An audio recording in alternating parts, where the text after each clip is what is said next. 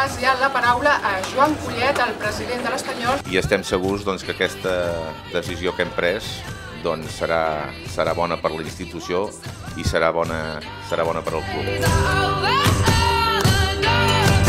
Y me quedo también con las palabras de que debemos estar todos a una, ¿no? Yo pienso que eso es lo que hay que hacer. Ahora mismo yo tengo mucha ilusión, muchísima ilusión, empezar hoy a trabajar y que esto cambie, y me gustaría contagiarla a la gente, ¿no? Hay que sumar, y esto de sumar empieza por Granada, y sumar durante 25 jornadas.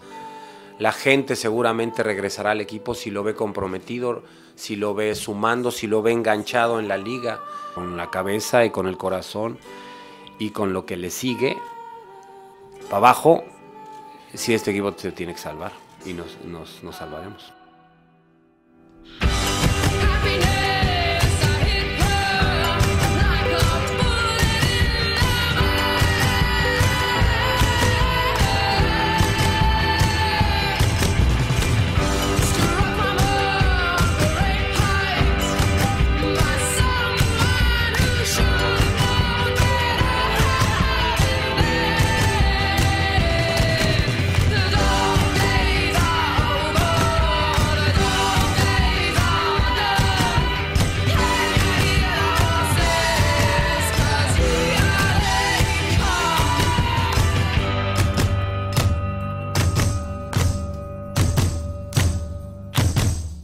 Saldremos de esta. Ens en sortirem.